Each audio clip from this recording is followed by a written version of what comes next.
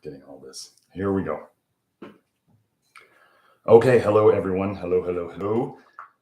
This is Dr. Garrett Smith again, known as the nutrition detective around these here YouTube parts. And today we have some fun stuff to go over. Tinnitus. Well, it is, what is it? It is July 22nd, 2022.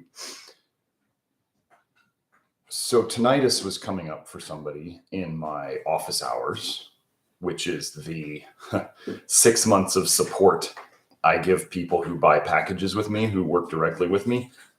6 months of twice weekly opportunities to troubleshoot and ask questions about your progress, something I think most other practitioners would be quite scared of doing, honestly, but I do things differently. So tinnitus was coming up, and I thought it'd be a good subject for today.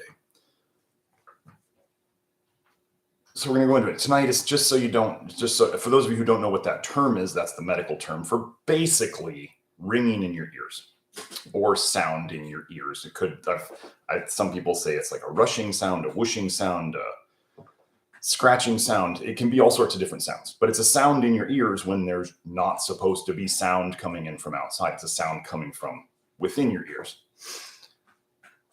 And what causes it? Now, one thing I want to go over first is I do believe there's a couple of different types of tinnitus.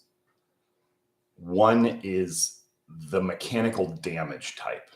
Now, what I mean by that is that's where sound damage, it could be any kind of type of trauma, but especially, let's say you're one of those who is putting earphone buds right in your ears, right next to your eardrum, or you liked to, as someone in my past used to do, go to concerts or raves and go dance or stand in front of the speakers. That type of mechanical damage where you're actually physically breaking the hairs in your inner ear, the little hairs that help you hear, and you get tinnitus from that, like military guys, big, huge, explosive sounds in your ears. I do not think that can be fixed. I'm sorry. I don't think it can be fixed. It's just broken. Those hairs are broken. They're not coming back. Okay. What we're talking about today, and this could be, if you have tinnitus, you could have partial mechanical damage, which probably can't be fixed. And you could have partial chemical tinnitus. Chemical tinnitus, like a poisoning or a deficiency tinnitus. That's what we're going to talk about today. If you have a tinnitus that comes and goes, when you're not feeling good, it gets worse. And when you're feeling better, it goes away. This is what I'm talking about. So if your tinnitus kind of goes up and down, it's probably a chemical tinnitus. Okay. So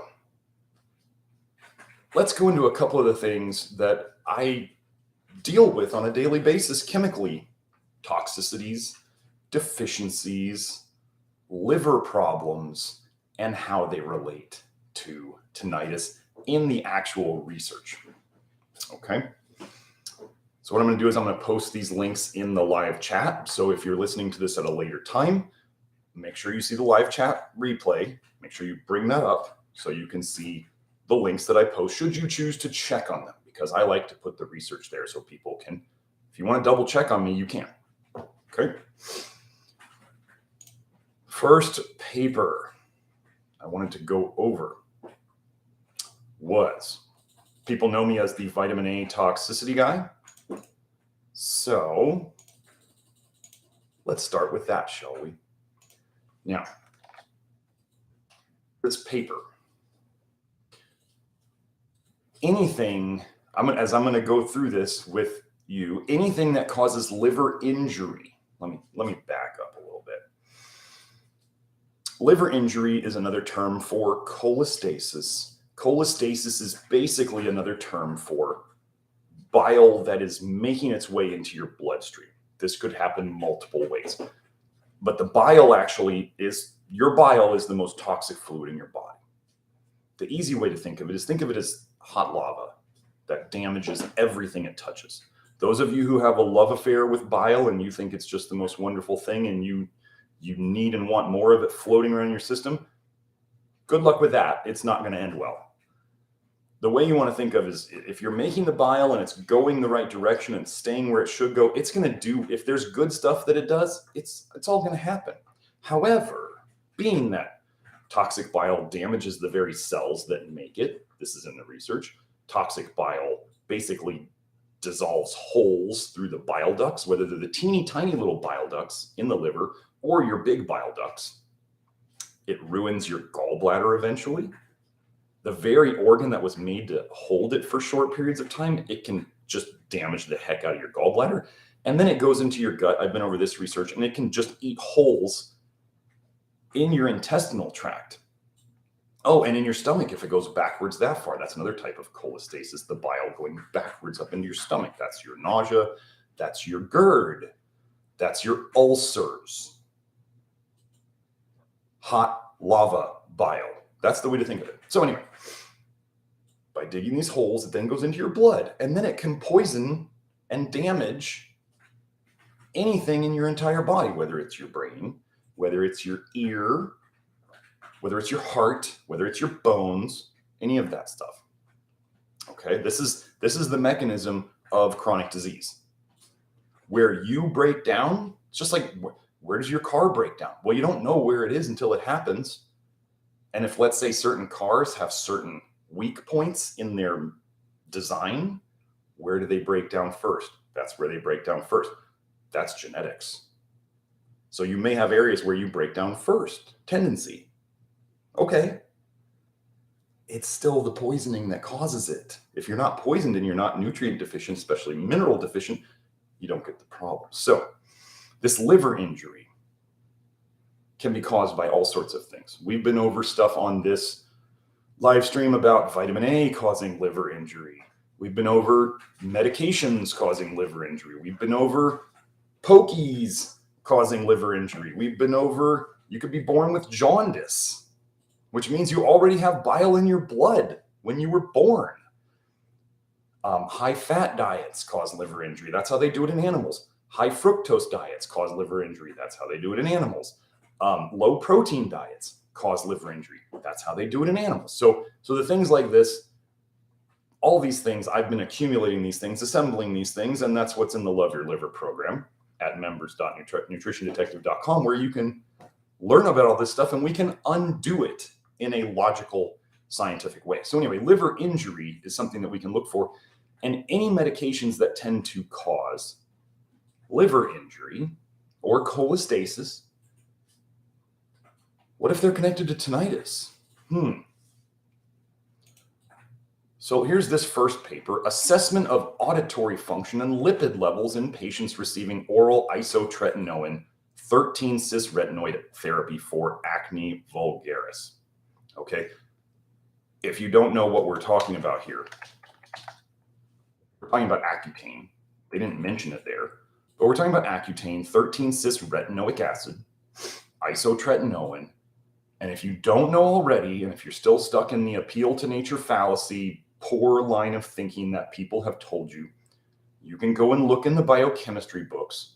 Your body takes vitamin A that you eat, that is absorbed into your system, beta carotene, retinol, retinol esters, all this stuff, and it turns them in your body into retinoic acids. And one of the retinoic acids your body makes from retinol, if you're into that, or carotenoids, if you're into that, it doesn't matter. It turns them into 13-cis retinoic acid, which is Accutane. You eat vitamin A, you're making Accutane in your body. So any of the side effects of Accutane are potentially going to show up in you. There's 13-cis retinoic acid, there's all-trans retinoic acid, which is retin-A, and there's 9-cis retinoic acid, which is alitretinoin, which is used as a chemotherapy. Now, I personally don't want to ingest chemotherapy on a regular basis, but let's not forget, all-trans retinoic acid, retin-A, and isotretinoin, Accutane are also used as chemotherapy. You're going to tell me that an essential vitamin is used as chemotherapy. Cool story, bro. So what if we had tinnitus as a side effect of 13-cis-retinoic acid, also known as Accutane. Here we go from this paper. Side effects of isotretinoin are well known, but ototoxic side effects are rarely reported and their mechanism is not clear. Ototoxic side effects range from relatively benign, such as tinnitus, to more serious, such as sensory neural hearing loss. They're going to say they're rare. Those of you who are here because you are a survivor of Accutane, isotretinoin, now that you've done a bunch of research, you will well know that side effects of Accutane are absolutely some of the most common in all of medicine. Absolutely the most common in all of medicine. It is a straight up poison. And yet they're telling you to eat vitamin A. A lot of the alternative health people are telling you to eat vitamin A. Eat more vitamin A, even though they know it accumulates in your liver and in your tissues. And they know that vitamin A toxicity exists. And maybe they know or they deny that you actually turn vitamin A into Accutane and retin-A and chemotherapies in your body. But they'll say, oh, this is natural Accutane. It's natural Accutane. It's good for you. You need it. Okay, right. Cool. But let's go over one thing. I want to set this up for later because this correlates with tinnitus and the studies that they show. This is the paragraph right before the one that I was just reading. Isotretinoin treatment, but we detected a statistically significant increase in total blood cholesterol, triglyceride, and LDL levels, and a decrease in HDL levels. So the paragraph right above it, they're saying isotretinoin, 13-cis-retinoic acid, with treatments, there was a statistically significant increase in total blood cholesterol, triglycerides, and LDL levels, and a decrease in HDL level. So I want you to hold on to that. Remember, they're saying vitamin A does these things. Isotretinoin, 13-cis-retinoic acid, is one of the active forms of vitamin A. And you can look this up. I'm not making this up, people. So just keep that in mind. Tinnitus from active vitamin A and a rise in blood cholesterol and triglycerides and LDL. Okay. Now I wanted to go over, a lot of people are starting to know me for copper toxicity. Now I want to go over here a paper on orthomolecular.org by Carl Pfeiffer, who is kind of one of the grandfathers of copper toxicity. He's also one of the guys who really got into methylation, over methylation, under methylation, whereas, you know, just so you know, that's a rabbit hole that's not worth going down. Methylation problems are caused by toxicity. Funny that vitamin A affects methylation and glyphosate affects methylation and all these other toxicities affect methylation. And you got everybody going, my genetics are bad for methylation. And then they're taking all sorts of things to try to band-aid their methylation. But they're not working on the actual toxicities that affect their methylation. So anyway, Carl Pfeiffer knows more about copper toxicity at the time than just about anybody. So what I'm going to tell you is I don't care if you guys go and look up studies and go, but I found this study that showed that serum copper being low was linked to tinnitus. Things that you store in your liver, like copper and vitamin A, the serum retinol levels, actually, the serum levels of copper, the serum levels of retinol actually don't tell you anything about what is in the liver. So this paper called Excess Copper. Hold on. Excess copper as a factor in human diseases. So, here's a quote from the paper. Pfeiffer's research, which this is linked in there, number 19 reference. Pfeiffer's research and clinical experience have linked other neurological syndromes to hypercupremia, that's high blood copper, including stuttering, blepharospasm, autism, childhood hyperactivity, preeclampsia, premenstrual tension, tardive dyskinesia, psychiatric depression, hypertension, tinnitus, senility, and hypoglycemia, as in low blood sugar crashes. Okay, so his research has connected all of those things. There's no problem with all of those things in society today, is there? Let's keep going. Let's see. Here's another quote. The copper levels may be brought to the normal range, but note the two first minerals he's going to talk about, which are regular things I correct deficiencies in people, but zinc, molybdenum, manganese, and other cations may be depleted, leading to numerous side effects. I want you to make sure before we're going into this, he's saying bringing the copper down, detoxing the copper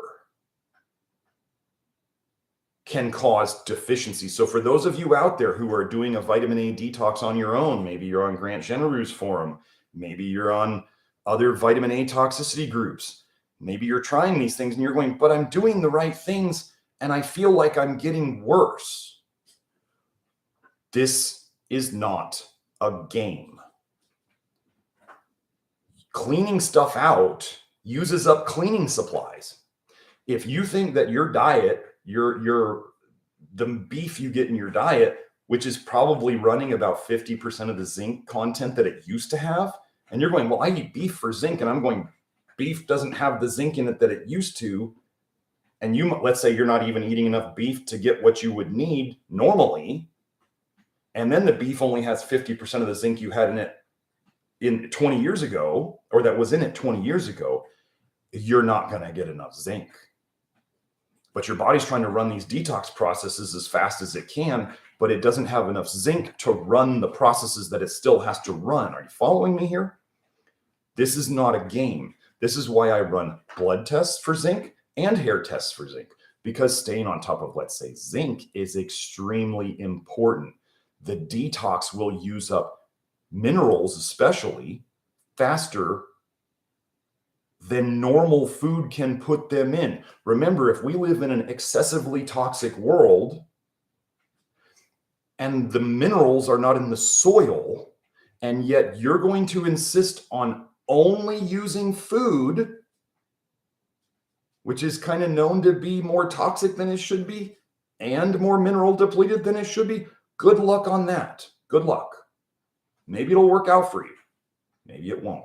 But what he's saying here in this paragraph is exactly what I'm telling people, is that just doing the active detox properly, as the way we talk about it in the Love Your Liver program, it can deplete minerals, really important ones, faster than you put them in. Manganese, forget about manganese. That's a bunch of nonsense. There is manganese deficient. Manganese is a toxic mineral. Go look up manganese in Alzheimer's. Go look up manganese in Parkinson's. Manganese also causes cholestasis, aka liver injury. Don't go mess around with manganese. Or you can come back and find me later and we can try to get it out of you. Okay, here we go.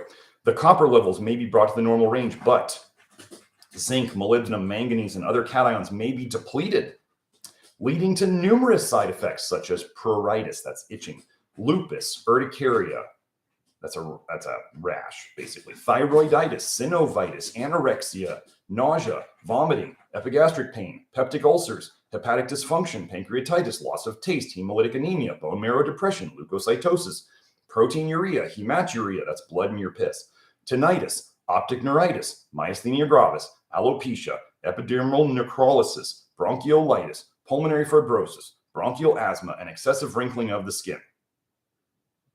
Penicillamine therapy, therefore, should be avoided except for severe cases of acute poisoning, rheumatoid arthritis, and in some cases of Wilson's disease. Gosh, so they're saying don't go and use the pharmaceutical copper chelator unless you have to. I feel the same way about cholestyramine. Those of you who start learning a little bit about toxic bile and then you go, what about cholestyramine? No. Pharmaceutical chelation usually leaves people worse off than they started. And yes, I'm including the chelators like DMSA and EDTA. They suck the zinc right out of you. Oh gosh, are there side effects with losing too much zinc? Yes. Now, for those of you who are in the Love Your Liver program or who have followed me enough to know that if you start dumping too much toxic bile into the system, that you could start showing all sorts of symptoms. You may be looking at that symptom list and going, wow, that sounds like a lot of toxic bile flowing into the system. Yeah, it is. You start getting the copper out of people, which causes cholestasis, and the bile starts flowing. and it comes out into the system. This is why this is not a game. And if you're watching this YouTube and you're going, wait, I can't follow what Dr. Smith is saying, I don't get it. This is why the world is so sick, is because first of all, nobody's figured it out. And then second of all, this requires understanding that I can't give you in little YouTube live streams each week. But anyway, copper, tinnitus. Let's see. Additional nervous syndromes which have been documented in conjunction with high copper levels are stuttering, autism, childhood hyperactivity, tinnitus, hypertension, eclampsia. Oh, this is the same one. You just repeated it. Okay. Here we have copper and hyperactivity, hyperkinesis. This is a case study. JN is a hyperactive 8-year-old, white, male with tantrums and inability to concentrate, attention deficit. Constant tinnitus was reported at bedtime. So they do their treatments. The following year, this is after the treatment, the parents reported a significant decrease in the degree of hyperactivity. Tinnitus had ceased. Serum copper was found to be 124 microgram percent. I wonder if that's a hair test. No, that's serum copper. They're saying 104. When he first started, his serum copper, his blood copper was 144. And at the end, it was 124, which I believe if they're on the same scale that I am, I would still consider him copper toxic. But they lowered his copper by 20 points and the ear ringing was gone. The tinnitus was gone. The chemical tinnitus was gone. Okay. So now we have vitamin A. Two of the things I deal with, vitamin A toxicity and copper toxicity, have both been connected to tinnitus. Imagine that. Now, you remember how I talked about vitamin A as being connected with raising cholesterol, raising triglycerides, raising LDL. Now, I'm going to go over a paper. I went over this in my labs video, the one where I went over my testosterone level, 900 at 46 years old. Pretty good, if you ask me.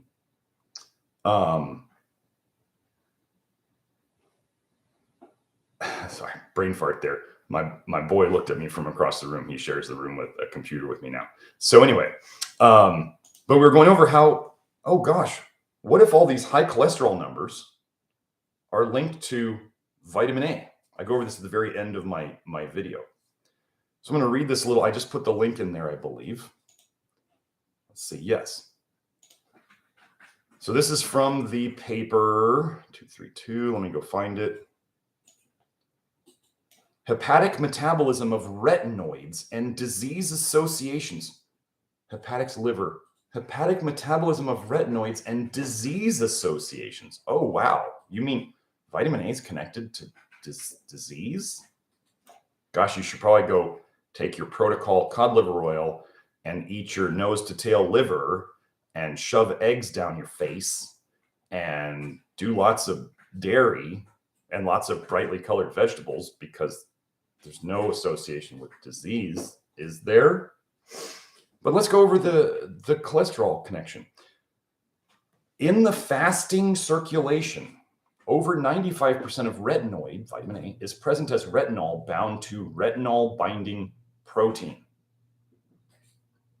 Retinol binding protein is there to protect you from vitamin A. It's not to deliver it. Okay, continuing. The remainder is found as retinol ester in lipoproteins of hepatic origin. If you didn't know, HDL and LDL and VLDL, the very last L stands for lipoprotein. Okay, continuing. The remainder is found as retinol ester in lipoproteins of hepatic origin from the liver. Very low density lipoprotein and low density lipoprotein. So wait, VLDL and LDL, those are the bad cholesterols, right? And they're binding up vitamin A? Weird.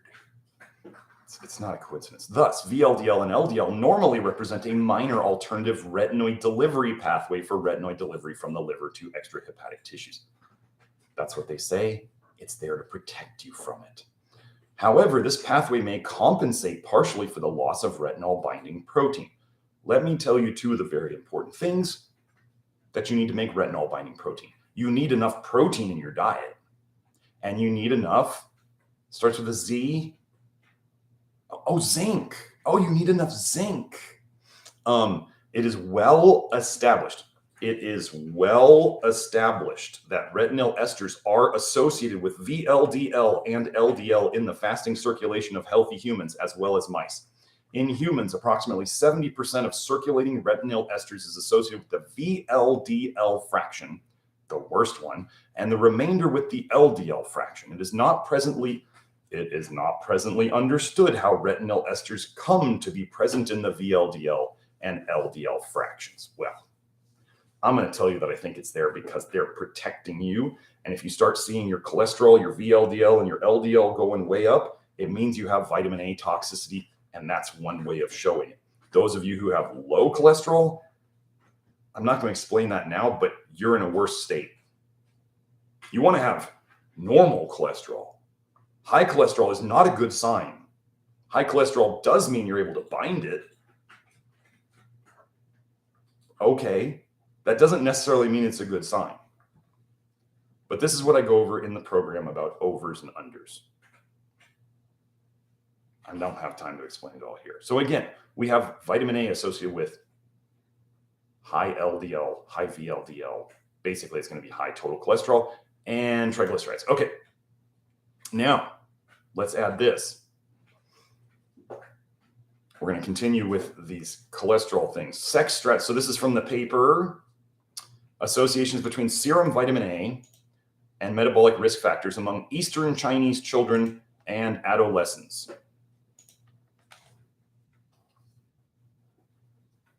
We're going to connect all this. Don't worry. Sex stratification analysis. So they're looking by sex, not gender.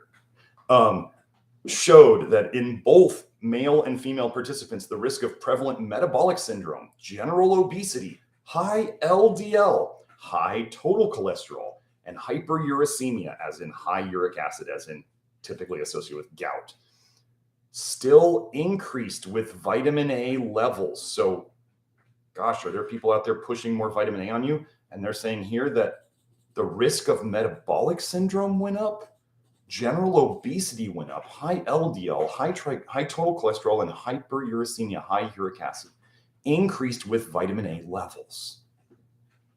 Don't give me the, but natural is different than synthetic. There's a video on this channel where I destroy that idea with research in animals and humans.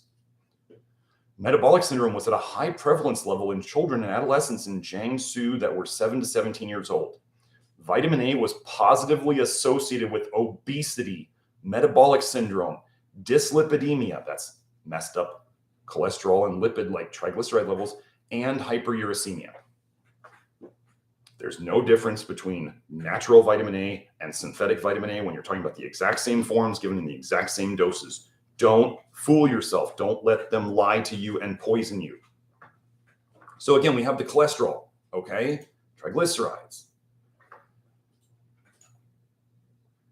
Now, here's the paper I wanted to go into. Increased serum lipid levels in patients with subjective tinnitus. Ooh.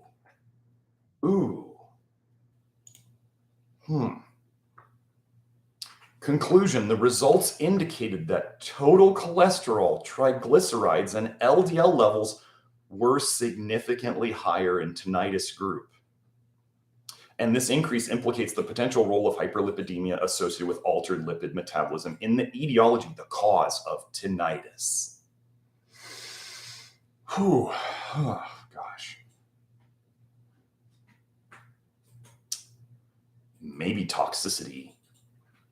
Vitamin A. I mean, we've now shown that tinnitus and even hearing loss is associated with what you turn vitamin A into in your body. We've shown that vitamin A in multiple studies raises your total cholesterol, LDL, and triglycerides. And now we see that tinnitus is connected with high cholesterol, high triglycerides, high LDL levels. Don't forget VLDL. And we know that vitamin A is in those. How much do I have to connect these, people? Then we have the copper toxicity, which is there too. And then I'll post this old link of mine from my old research forum, which is basically showing that triglycerides directly go up when there is vitamin A toxicity present. So I'm not gonna spend any more time on that. Now, other things that can cause, so if we cause liver injury, cholestasis, toxic bile in the blood, however we get there, however you get there, it doesn't matter. There's multiple ways to get there. You get chronic disease. Now, we went over in a live stream or two ago, the connection between advanced or adverse childhood events, like traumatic events in childhood, and how they caused liver disease later in life. So like traumatic events, like emotional trauma, PTSD, actually injures your liver and then can cause problems the rest of your life. Most of us know this. You know, this makes sense. You have childhood trauma really bad, and you see those people, they have trouble later in life with health and all sorts of things. And there's no blame being put here. It's just the way it is. The research shows it. So if we're sitting here saying that liver injury, cholestasis, toxic bile in the blood, copper toxicity, vitamin A toxicity can cause tinnitus, what about emotional trauma? If we know that that causes liver injury, is that connected? Oh, here's a paper called Trauma-Associated Tinnitus.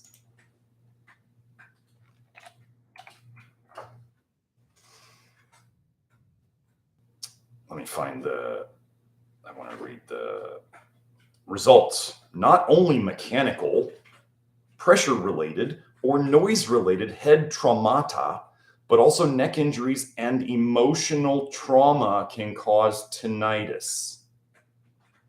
Emotional trauma can cause tinnitus.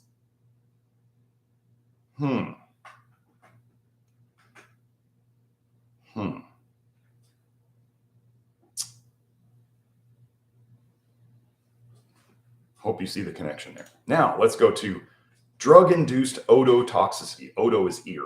Drug-induced or hearing. Drug-induced ototoxicity, a comprehensive review and reference guide. I've told you that medications cause liver injury. That's easy to find. Just go and find the medications that you've taken in the past. Find the scientific, the generic name.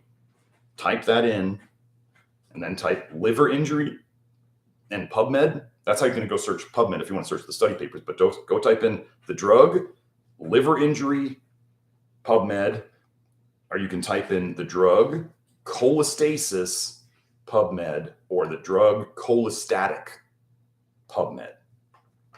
Go have fun with that. So you got Pokies can do it. All the chemicals that you're putting on your skin with your sprays and your cosmetics, ladies, and your sunscreen and all of that, it gets into your blood. If you put it on your skin, it gets into your blood. Basically, so if you put it on your skin, consider yourself to be eating it. But into this drug-induced,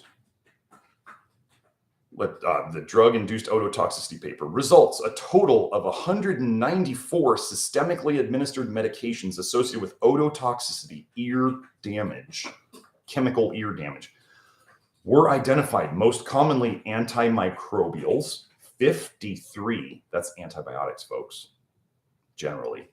Psychotropics, well, there's your antidepressants and your anti-anxiety benzos, 21. Antihypertensive / antiarrhythmics, those are your heart meds and your blood pressure meds, 19. Non-steroidal anti-inflammatory drugs, those are your pain meds that are not opiates. And anti-neoplastics, so there was 18 of those. And then anti-neoplastics, those are your cancer meds, 16. There was evidence of cochleotoxicity in 165 medications, vestibulotoxicity in 100 medications, and dizziness in 142 medications. Wow, these drugs are messing up your ears. What are these drugs causing? Go type in drug-induced liver injury. Okay. How could a drug that you take go and damage your ear? Well, it causes problems with your bile, which then goes back up to your ear. Now let's go into nutrients. So how do we fix this? Well, one of the big nutrients I talk about a lot is zinc. Let's go look at that. Effective serum zinc level on tinnitus. Pretty straightforward. Conclusion. We observed that zinc levels decrease as age increases. In addition, there was a significant correlation between zinc level and the severity and loudness of tinnitus. Zinc deficiency was also associated with impairments in hearing thresholds. Okay, so let's go over that little conclusion there. Zinc levels decrease as age increases. One of the things I say about getting people better is that the older you are and the longer you've had the health problem, the longer it's going to take to get you out of it. The nature of the beast. This is what we're dealing with. People also tend to get tinnitus that gets worse as they age, right? For people who aren't fixing it, it gets worse as you age. And hearing also tends to go down. We observed that zinc levels decrease as age increases. Gosh, do you think it would be important to assess what your zinc status is, especially as you're aging, folks? This is not a game. You can go out there and guess and hope and pray, or you can test and figure it out and get feedback week by week from me about how it's going.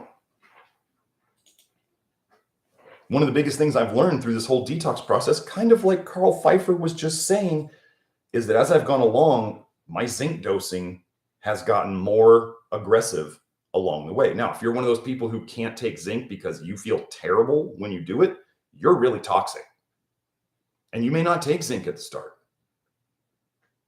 Who's going to help you manage that? Who knows how to manage that? Well, that might be me. But yeah, zinc, really important. Why do we look at blood zinc and hair zinc? Because getting the picture from both of them until you've seen enough labs or been to enough office hours to hear me talk about it, and you've watched my Inner Circle or Advanced Detox Program videos, which is what I'm going to do right after this. I go and I answer questions inside my network from people. Until you've seen enough of that, you don't realize that doing blood or hair only, one or the other, without both of them, you can completely miss it. It may not show up on one and it shows up on the other, or vice versa. And you miss it. Copper toxicity. Why do they talk about hidden copper toxicity in hair analysis so much? Because it doesn't show up there. All of a sudden, when you have blood tests, you're like, ooh, oh, there it is. Oh, there it is. It's so obvious.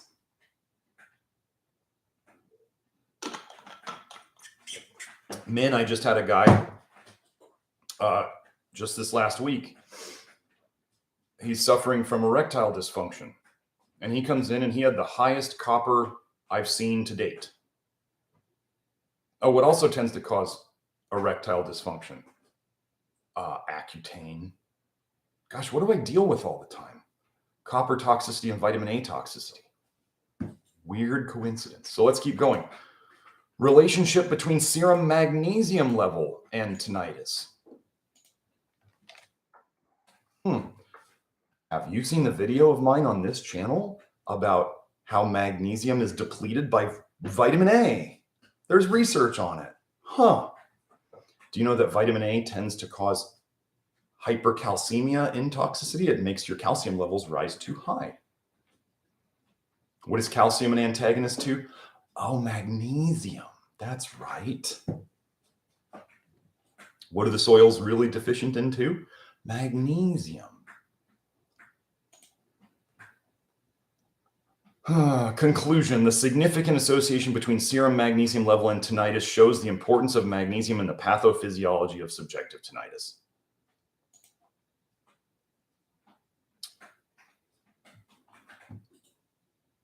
these things that I work on every day with people. Oh yeah, blood tests for magnesium, waste of your time and money.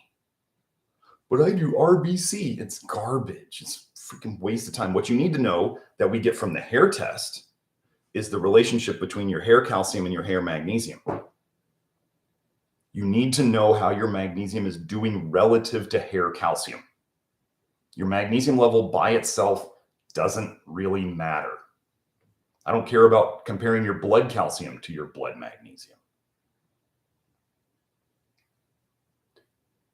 A lot of people will say blood tests are the thing. Usually they're in the conventional medical field because that's what they do, and they want you to think that blood tests are the thing. But blood tests provide a snapshot at one moment in time. Snapshot. Think of it as one frame of a movie. You're looking at one frame.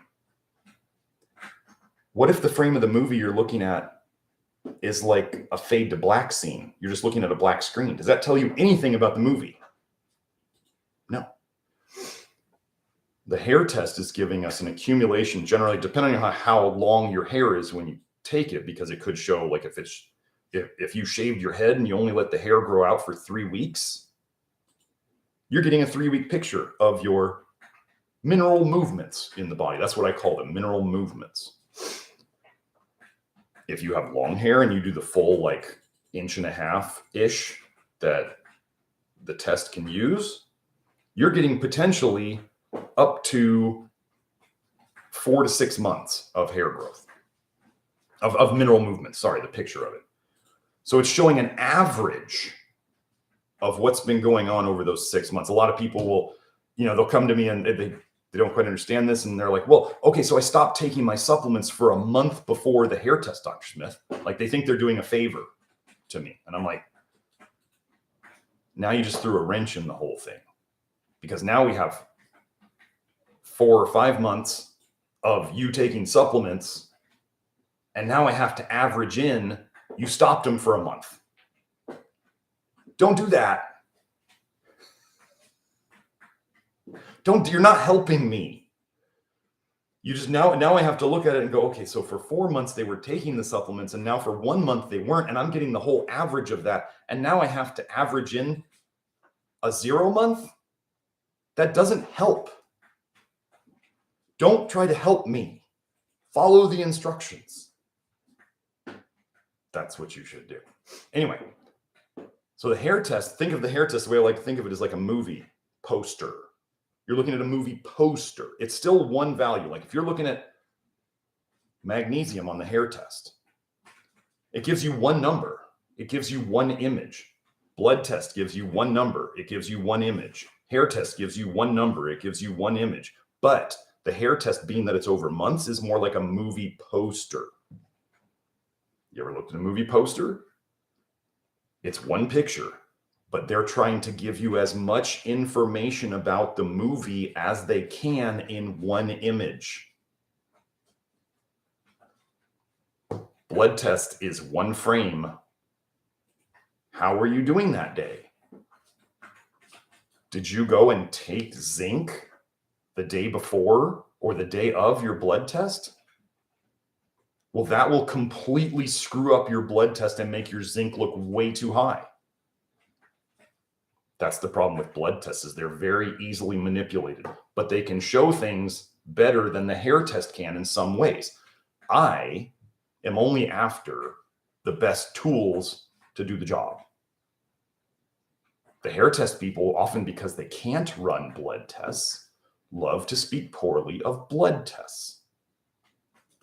The hair test is absolutely terrible at a bunch of minerals. It's great at calcium and magnesium, gives us a second view of copper and zinc and phosphorus, gives us a great look at selenium and molybdenum.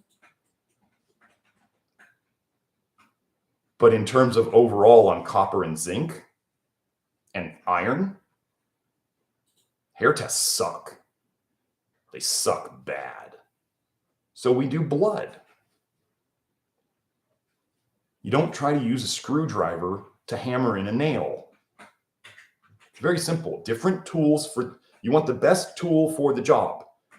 Not all tests are good. Not like saying blood tests are the best, hair tests are the best. No. I was not victim to that mentality, so I do things differently. So now, I don't think I'm going to go over this one. I'll save that one for later. Okay, so now let's get into some of the questions. So that's tinnitus. That's chemical tinnitus. This is how, so let's go over a quick thing. One of the things I go over in the program is space weather. If you don't know what space weather is, you're talking about, not sure I believe NASA's pictures, just saying. So do I take NASA's word at everything that exists above us? No, I definitely don't. But do I think that what happens with the sun and the moon, whatever they are up there, affects us down here? Absolutely. Yes. Space weather, for those of you who are listening right now, like I said, it's July 22nd. Space weather has been rough the last week. If you've been feeling out of sorts or worse than usual this last week, space weather's been rough. And we've had people saying my tinnitus has been worse this last week. You know what space weather does? It causes you to dump bile. Full moons, solar flares, geomagnetic storms, causes you to dump bile. And then people feel worse. And then the space weather passes. We went through a little cycle of it this last week, and then people feel better. I have a whole video and an article in the Love Your Liver program covering this. How you can follow it and how to use it in terms of watching your health, because I don't want people obsessing over it. It just helps to know when it's happening, because then you know why things are not going so well, even though you're doing everything that you think is right. People wonder why I don't put more stuff like food lists out there on the internet of good things. Why don't you say what the good things to eat are? Because I don't have entire food groups that are off limits like so many other people do. Like vegans, nothing animal-based, or the carnivore, nothing plant-based. I don't do that. The program is way too nuanced and individualized and contextual for me to put out garbage food lists on the internet of this is okay and this is not. I know the things that aren't. Everybody's upset that I put out all the things that aren't, and I don't say what you should eat. This is not a game, and I'm not going to tell you all the context and nuance in social media posts. I'm sorry. And if you want all that energy from me, you can come to the Love Your Liver program and share some of your energy with me. That's how it works. That's how this whole capitalism thing works. Oh, I want to know something funny about the bugs that they want to feed you? I don't know if I've been over this before. So I'm here telling you that vitamin A toxicity is bad, and copper is bad, and excessive calcium in your system is bad. So you know what crickets are really high in? Oh, iron overload, bad.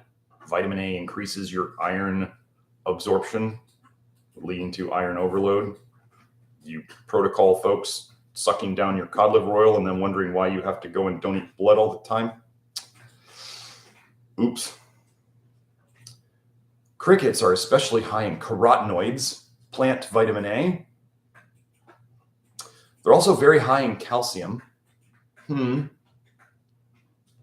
also very high in iron.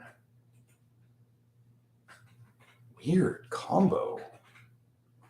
Then the plant-based diet that they want you to eat is also very high in carotenoids, plant vitamin A.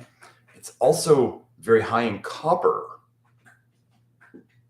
and it would be low in protein. If you think bugs are high in protein, I mean, they're not that high in protein. You have to eat obscene amounts of bugs to get a good amount of protein. And you're eating their exoskeleton the entire time, which is basically calcium for the most part. I mean, if your bones are calcium, your endoskeleton, you know, your skeleton inside of you are made with bones so you can have structure. What do you think the exoskeleton of bugs is made of? Calcium. Their plan is to feed you tons and tons and tons of vitamin A in the form of carotenoids, lots of calcium, lots of iron, lots of copper. Do you think this is a plan? Are you seeing the plan now? What am I fixing in people every day to get their chronic diseases to go away? I fix high calcium, I fix copper toxicity, I fix iron overload, I fix vitamin A toxicity. What is that diet going to give people? Do you think this is a coincidence, or do you think it may be one of the most evilly brilliant plans ever put out there?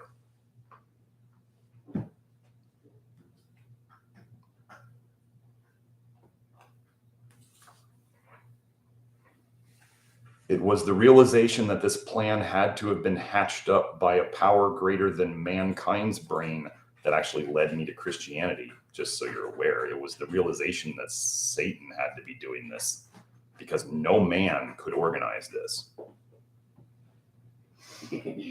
Do I care what you think on that topic? No, I don't. So no need to comment on it. So now let's go into this. Van asks, let's go into questions. Van asks, was going to ask about tinnitus for the Q&A. Mine has spiked recently. I just went over space weather. That's it. Great timing. What about HRV as a marker? Heart rate variability as a marker. Heart rate variability is a symptom marker. Okay. Might tell a little bit about bile dumping or bile in the blood or heart. Yeah. Yes. Symptom.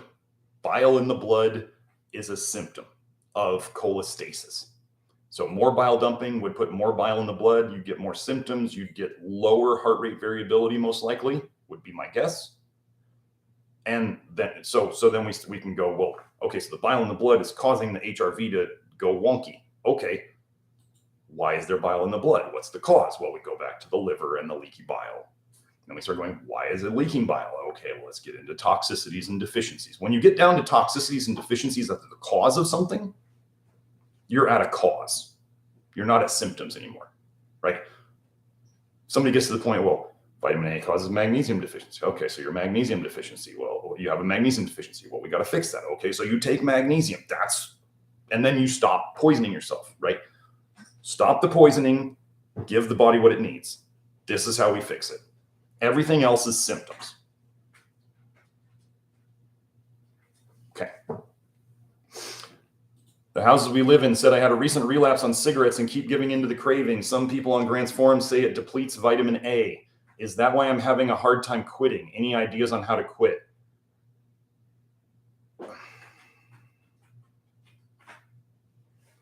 Now, Grant's forum is an open forum. I mean, you have to get registered for it. And Grant is a buddy of mine, and I'm not, there is nothing that I'm about to say that should be considered as being directed towards Grant at all. Grant is a good friend of mine. But just because somebody on forum says something doesn't mean shit. That's always the first thing to remember. Now, let's go into, let me find on my forum, why might, wondering why somebody relapsed. I mean, for the most part, I would generally say it's going to be stress. Okay. Now, I have research here. I'm going to post the link to my forum.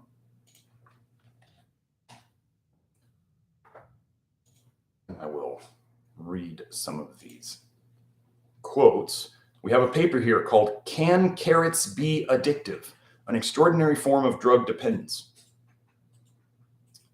Here's the quote. The paper describes 3 cases of dependence on carotenoids with typical symptoms of irritability and nervousness accompanying their abstinence, with a long-term dependence and an inability to simply discontinue. 3 patients, a man and 2 women, all being smokers, evaluated this dependence as very similar to that on tobacco. So they're saying, if you people wonder, people are like, but I really want my carrots. I really want my kale. Okay, it's an addiction. Do we get addicted to things that we need? I've been over this before, like red meat. Like, am I addicted to red meat? No. Do I like red meat? Yes.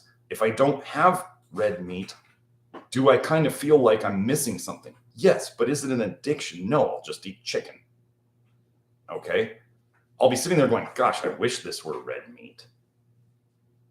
But is it like, okay, anybody who's ever had a dependence or an addiction versus liking to have something and not having it, they're different. It's not something that you can necessarily explain in words. It's obvious to anybody who's felt it, right? Carrot addiction is another paper. The patient maintained that the sensations of carrot craving and withdrawal were quite distinct from those associated with smoking. Here we go. Compulsive carrot eating, regarded as a rare condition, has received scant documentation, unlike hypercarotenemia due to unusual diets or food fads. Nervousness, craving, insomnia, water brash, which is the regurgitation of an excessive accumulation of saliva from the lower part of the esophagus, often with some acid material from the stomach, and irritability are associated with withdrawal from excessive carrot eating. The basis for the addiction is believed to be beta-carotene found in carrots. And they ask a question here: does carrot eating, an aggressively oral activity, merely act as a behavioral substitute for smoking? Or does beta-carotene contain a chemical element that replicates the addictive component of nicotine? Now, let's say, okay, so I've gone over poisons beget poisons before. Poisons beget poisons is a concept of mine, which is the more poisons you put into your body, the more poisons you want to put into your body. This is often seen in people. The example I give is, as soon as people start drinking alcohol, what do they want to do? They want to smoke. They want to eat just straight up garbage. They want to do other drugs. Like, this is a very acute example. But why are people not satisfied with just doing the alcohol? And why all of a sudden do they want all these other bad things? Poisons beget poisons. So now let's take that the other way. Poisons in you and this is why people often, as they start to get healthier, they start wanting the poisonous things less. It's a positive cycle if you do it the right way, and it's a negative cycle if you do it the wrong way. But what about people who are doing it right? Like potentially you, houses we live in. Let's say you go through a rough patch of, let's say, space weather, which you have no control over. You start dumping a whole bunch of bile. You still have cholestasis, like nearly all of us do. You are leaking poisons into your blood, including stored vitamin A, retinoids, carotenoids, all that stuff. So now, even though you're not putting the poisons in, you now have a dump of poisons into your blood. Poisons beget poisons. You then start wanting poisons again. And I'll tell you, like, the only time I ever even think about sugar is when I know that I'm like dumping a bunch of bile, and I can tell by my bowel movements. I can tell by my symptoms. I get my wet ear. Like, I have a whole, when you start watching yourselves, as people who in the Love Your Liver program tend to figure out very quickly, is you have a very distinct pattern of when you dump bile. Each person can be a bit different. You know when you're doing it. The only time I ever even think about eating something sugary is when I'm in the middle of, like, typically space weather at this point, because I've gotten rid of most of that stuff. So if you had a craving for cigarettes during a rough patch of space weather, that would make sense. If you give into it, when the space weather passes, it gets much easier to quit it again. But you do want to quit it because they are connected to the vitamin A toxicity and stuff like that. So,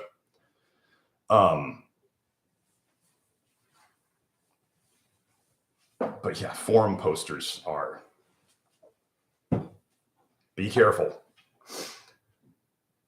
Lindy asks, my vitamin D levels are low. How long do I need to sunbathe each day on my full body to bring them up?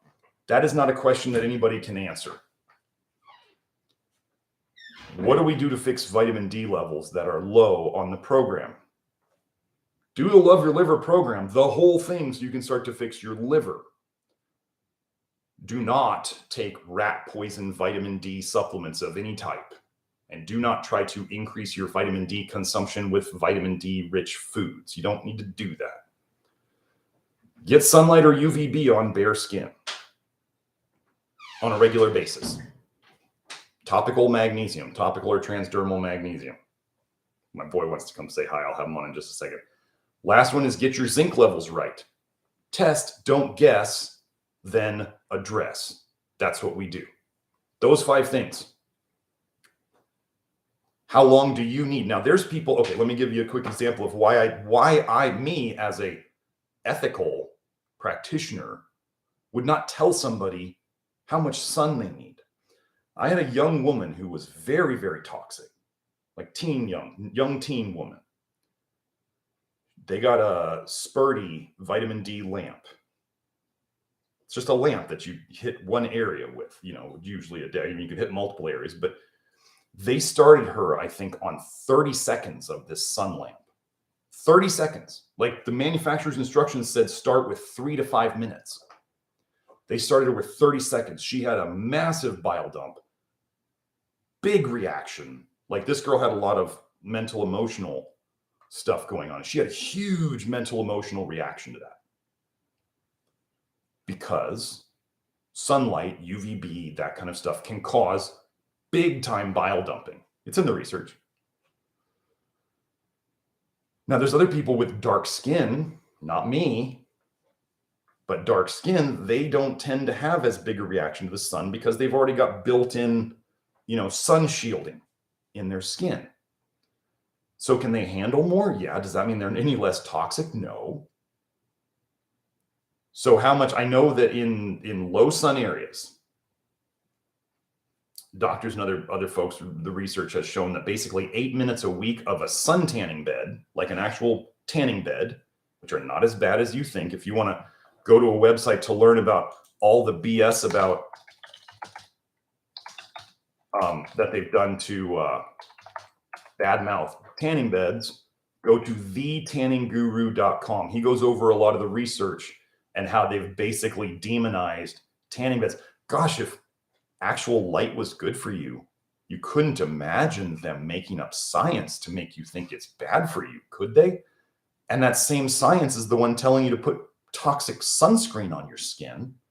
But also you need to know that the more toxic you are, the more damage you're going to get from being in the sun. So it's all like, this is why people are like, why don't you just give sound bites on your social media as to how to fix all this? I can't do that. This is way too complex.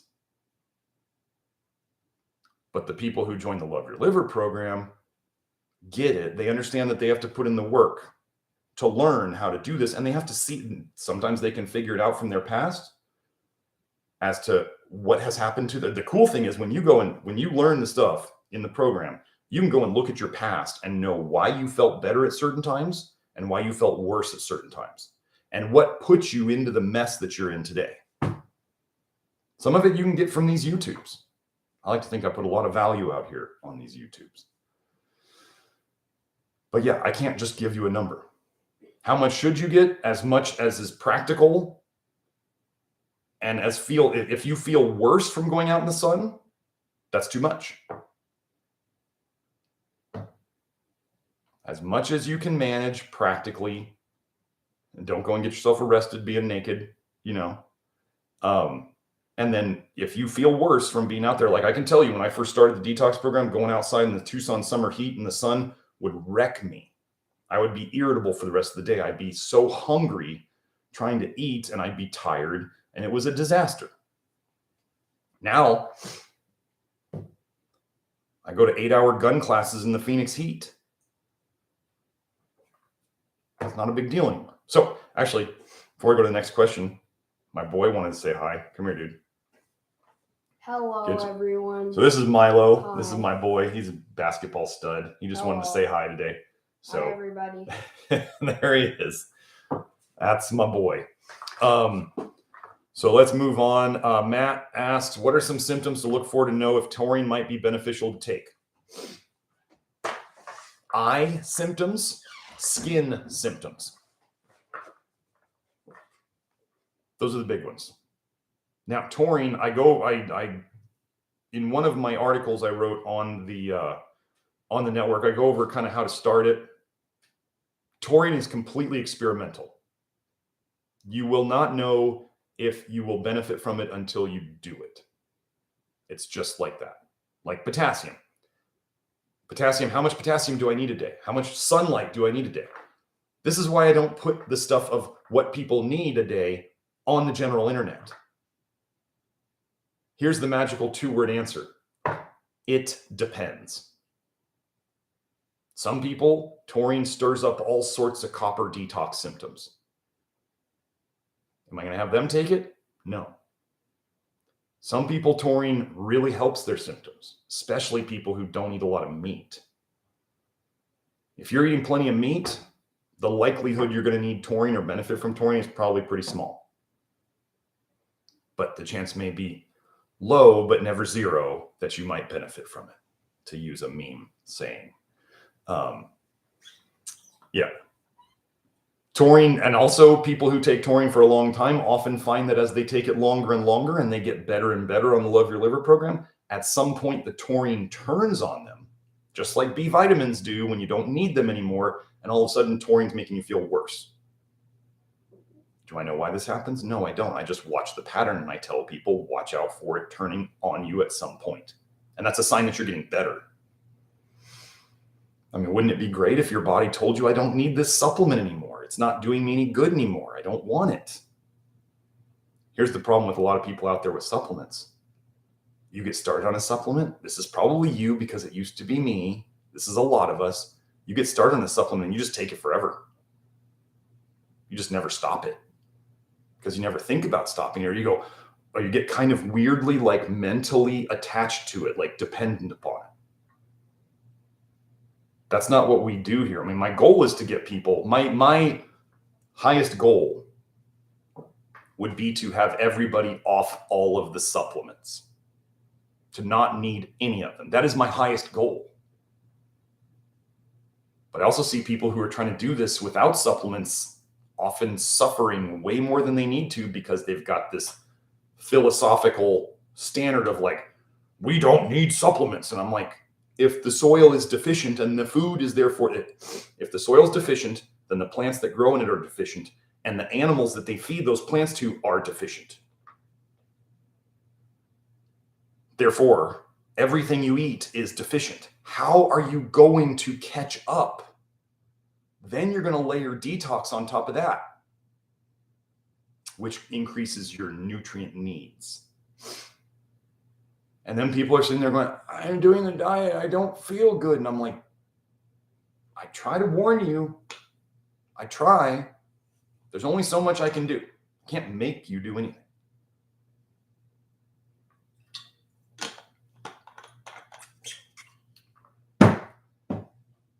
But yeah, taurine, eye, and skin. That gives you a place you could try it. So Leah asks, what connection have you seen with the BCMO1 gene and vitamin A toxicity? I have not cared to look into the genetics of it at all because the solution with the beta carotene genetics would simply be eat less vitamin A. The solution is the same. I have not looked into it at all. I look at genetics as victim mentality. The people who are going to genetics, like, okay, so if somebody has really bad genetics for vitamin A toxicity and they have the slow ALDH and the BCMO1 gene and all this stuff versus somebody who is faster and has less genetic tendencies towards having problems there, the solution is still eat less vitamin A. The people with worse genetics, might have to be even more strict. Okay. Okay. The people who run slower to get somewhere are going to have to start earlier. It's just the way it is. Life is a bitch and then you die, right? So some people are going to have to work harder. Some people are not going to have to work as hard. The problem is in health was when you have people who don't understand that there's two sides and they just go, well, this is what I did and this worked and so everybody should do this. And that's weak thinking. They just don't, everybody should be like me. No. So Leah added again, tinnitus was a detox symptom for me for sure. And if I overdo dairy, it comes back. What would dairy contribute to the system, right? High calcium, high vitamin A, high vitamin D. Yeah.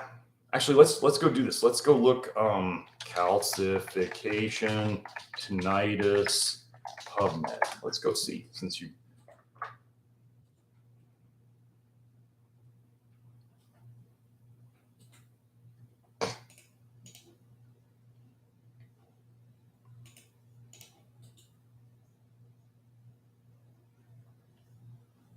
So what does excessive vitamin D supplements cause? Calcification, metastatic calcification. What does vitamin A toxicity, also known as hypervitaminosis A, cause? It causes hypercalcemia, which then leads to metastatic calcification, calcification of soft tissues.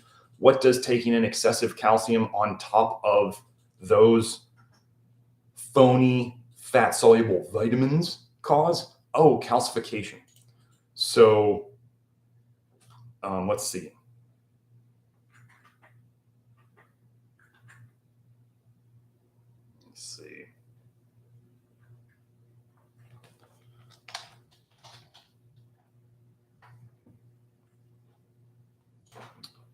Nothing on there. What do we have here? Rare finding of eustachian tube calcifications with cone beam computed tomography.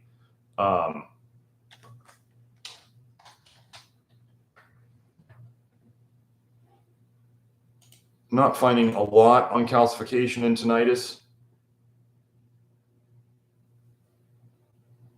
But again, we already went over vitamin A toxicity and tinnitus. So, but this is why, like, so let's say Leah consumes dairy, she gets tinnitus. That's a chemical tinnitus. And she knew that when she was detoxing, dumping bile really hard, her tinnitus would come back. This is the detective work that people on the Love Your Liver program get to learn how to do themselves, and they get to figure out what causes their problems. Can you always control it? No. Space weather doesn't care.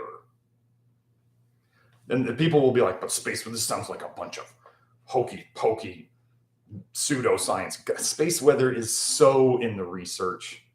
Go to Suspicious Observers, their YouTube channel, and find their website. And they've accumulated all the data on how space weather, various types of it, will increase ER visits. It will increase heart attacks. It will increase all that stuff. Anybody who's ever worked in the hospital knows that when it's a full moon, all of a sudden you get all sorts of people coming in the ER. People go bonkers on the full moon. If the moon, whatever it is up there, is strong enough to move oceans, moving water, how much are we water? Are 80%? 90%, some people say. So if the moon can move oceans, which are salty water, do you think it can affect the water flow and the mineral flows in us? Do you think if the sun creates electromagnetic fields, copper is the most conductive mineral in us, and iron is the most magnetic mineral in us, do you think that could affect how those things, which copper is known to make people crazy, do you think that could affect mineral flows in us? If it causes you to dump bile, which is full of all your toxicity, into your bloodstream, do you think that could affect things? This is the stuff you get to learn. Evan says mic check doesn't sound like normal. I don't know. It should be. I haven't touched anything.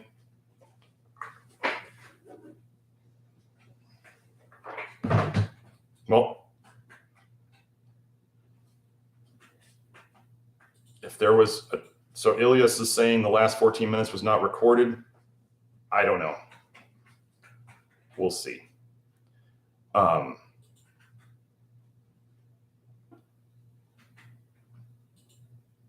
see. Arnab, does the lactoferrin cold cause a dry cough? It's possible. I'm not going to talk about the lactoferrin cold out here on YouTube. That would be something I'd rather discuss in the network because that's way over the general public's head. I'm not going to get into that here. So Timothy asks, hey, Dr. Smith, is there a connection between vitamin A/detox and vitamin B2? Just started the diet and I noticed that a lot of my symptoms also mirror that of a B2 deficiency, dry lips/eyes/mouth issues. I haven't looked in. I don't know if I found much on that one, on that specific vitamin. But let's see.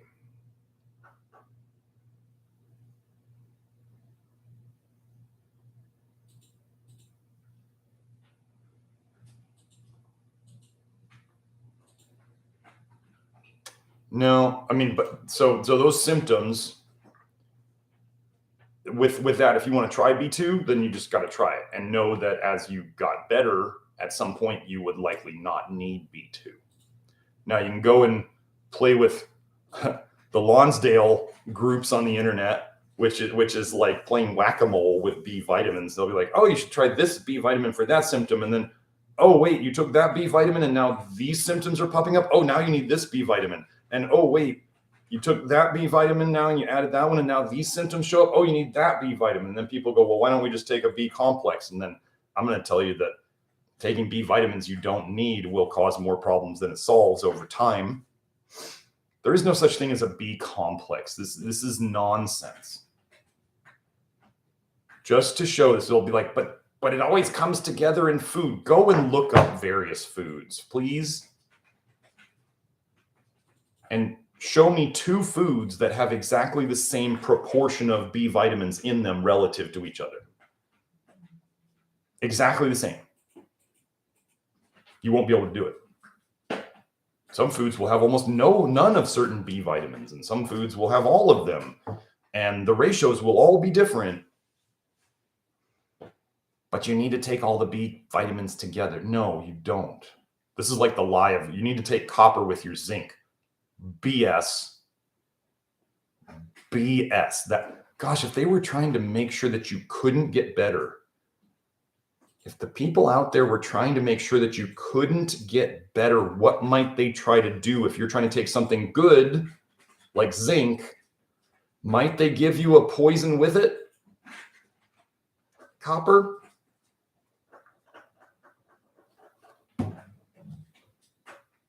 They don't want you to get better. But B2, I haven't found a lot of connection to that. If with B vitamins, it's really try it and see. This is the way I'm with all B vitamins. Take them singly, one at a time. Figure out which ones you need and don't take the ones you don't. Did you know that pyridoxal 5-phosphate is an aldehyde? Pyridoxaldehyde, and that pyridoxine is an alcohol. Do you think that alcohols and aldehydes are necessary nutrients? Like retinol and retinaldehyde? Or tocopherol? And we even start talking about cholecalciferol. All of those are alcohols. Interesting, is it not? Kurtu asks, is there less zinc in venison, moose/deer than in beef? I don't know. That would be research you'd have to do, and it would all depend on the area. Ilias asks, is 90 grams table sugar a day okay for a detox? I can't see a lot of reason to be eating table sugar. If a teaspoon is about 5 grams and you're taking in 18 teaspoons of sugar a day, I would say no. If I'm doing the math right on that. Here, let me do that. Grams sugar per teaspoon. I mean,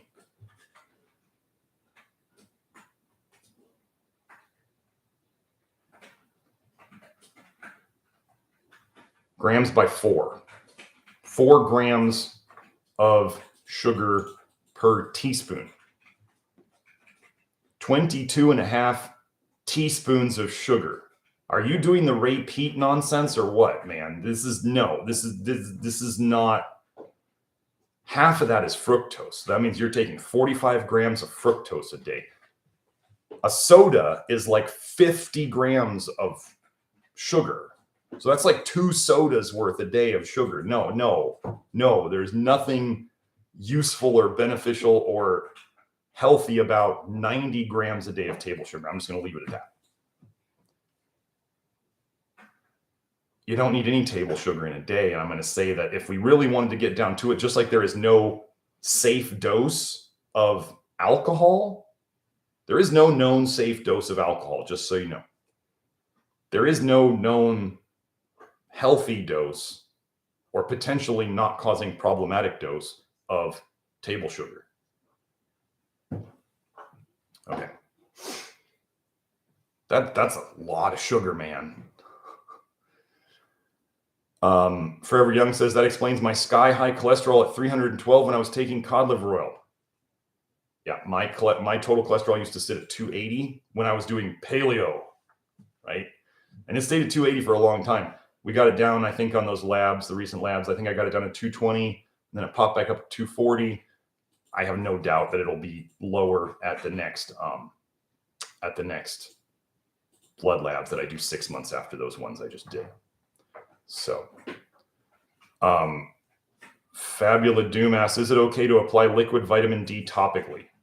No, you can take your poison orally or you can apply it to your skin. It's still poison. You could drink your sunscreen or you can put it on your skin. It's going to show up in your blood either way. It's poison. What's your opinion on statins? Poisonous garbage.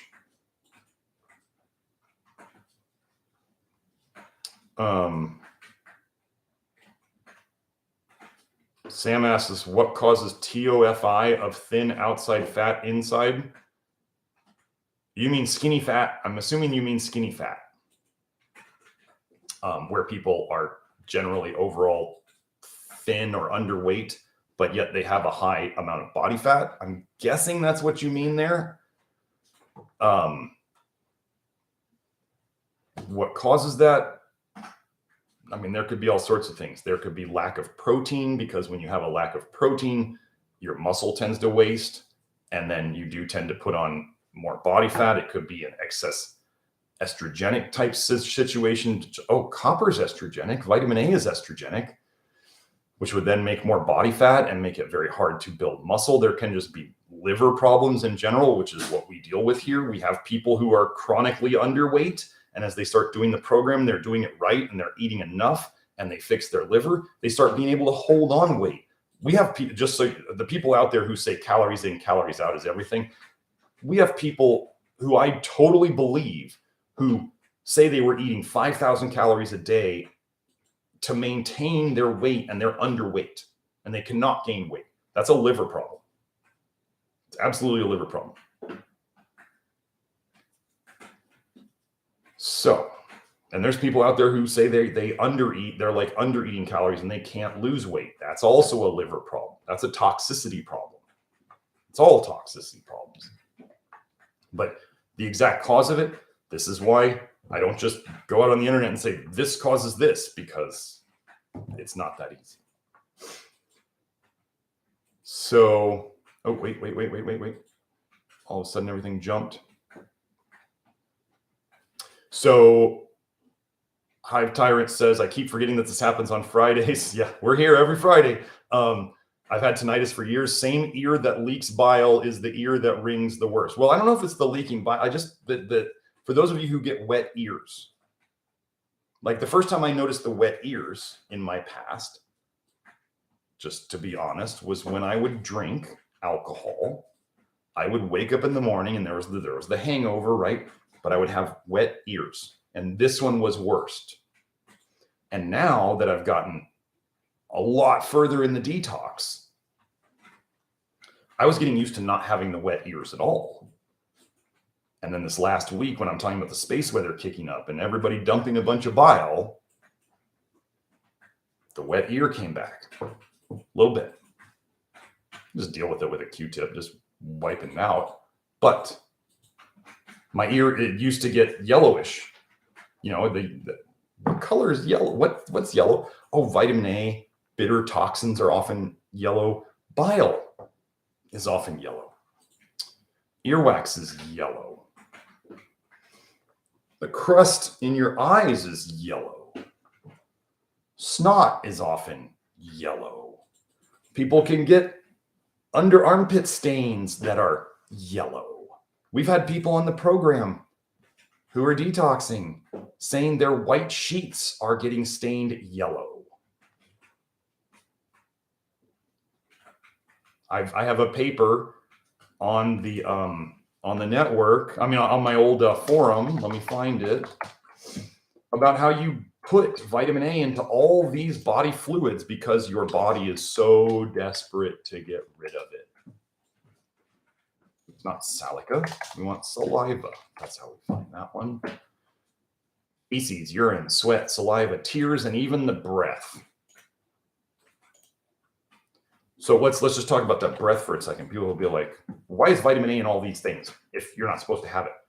You know that there's a way that they were looking at, you can look into alcohol breath and like hangovers or something like that. They were looking to do, it was a breathing machine.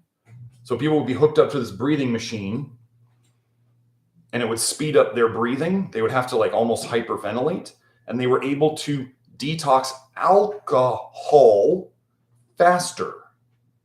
And what I just posted in the live chat was a link to my article where I show the research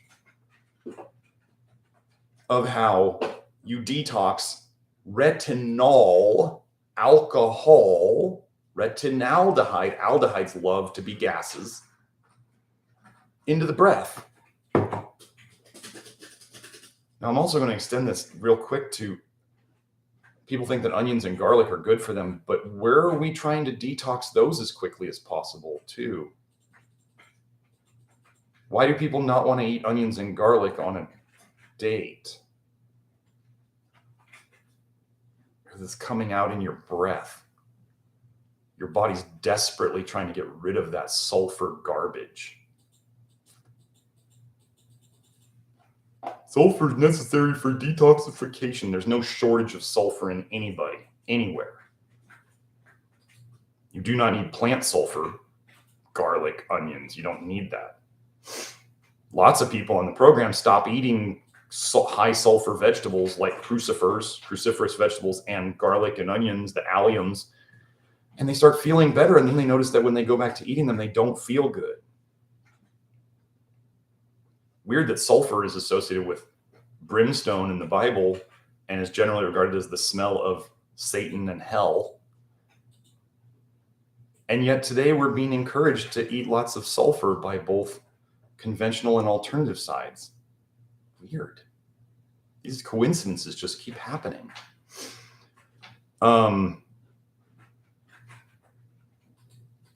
Let's get to...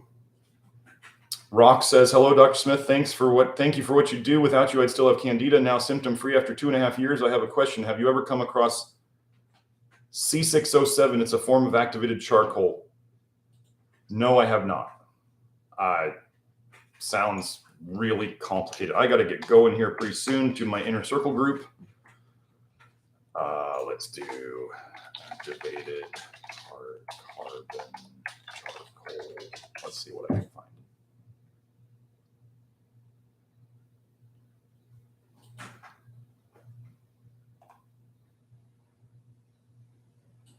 Oh, do you mean C60? Pure hardwood charcoal supplement from Ancient Purity? That, C60. I was into C60 for a while. I have moved on from that. I like hardwood charcoal. I do not like coconut charcoal.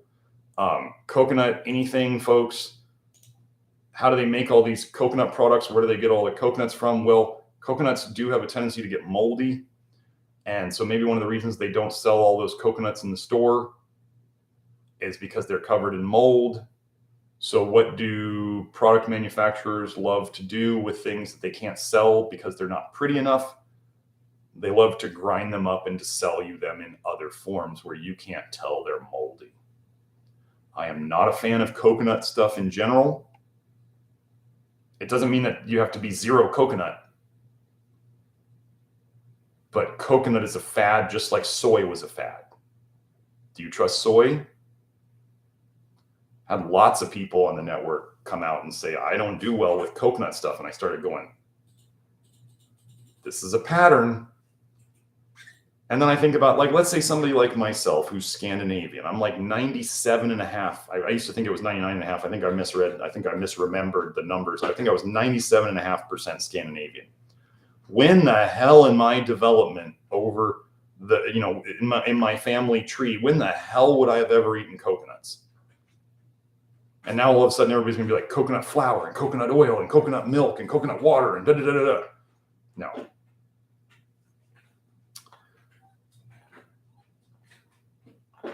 I don't trust coconut. Weird that the same people, like the people with the Weston Price Group who wrote books about healing your thyroid with coconut oil, are also the people pushing cod liver oil and tons of dairy and tons of eggs and tons of liver and organ meats. Weird coincidence.